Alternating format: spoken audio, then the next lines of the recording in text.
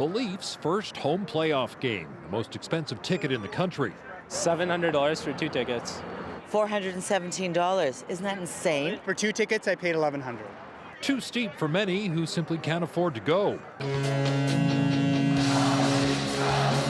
Welcome to the Leafs Geeks podcast. This is Ian here as always. This superfan who hosts a weekly show on all things hockey says due to the prices, he's never been to a playoff game. It's unfortunate. It just sucks. There's no other way around it. I want to go, but I can't afford to. Even more frustrating, news the Leafs owners are making deals with scalpers. To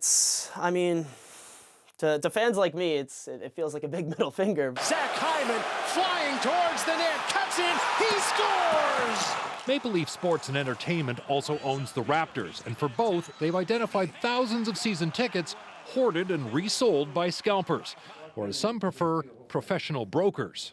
So Mark, I've sold these 4 tickets, so can you take them off inventory? I've been called a scalper for 40 years. I'm okay with it. I got over it a long time ago. My customers have never had a problem with what I do. They're happy.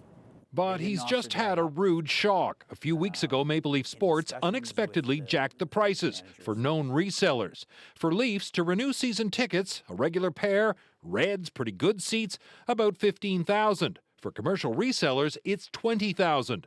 And the best seats in the house, Platinums, regular season tickets, $21,960.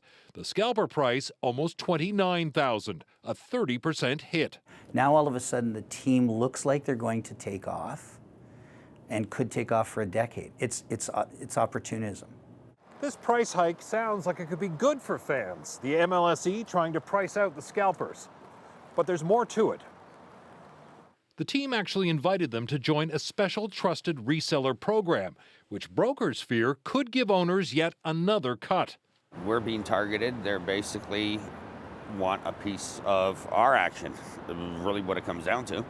Not a lot of sympathy from our superfan.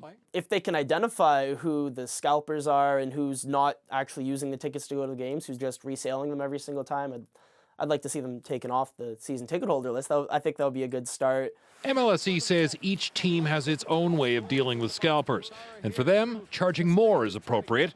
As for that formal reseller program, following questions from CBC, they've scrapped it for now. Dave Seglin, CBC News, Toronto. So as you heard Dave say just now, not all teams treat scalpers the same way. In Winnipeg, the Jets have a totally different approach. It has been our practice to cancel broker tickets, and it takes a while to weed through and determine who exactly is doing it, but it's absolutely our preference that tickets for the Winnipeg Jets remain in the hands of Winnipeg Jets fans.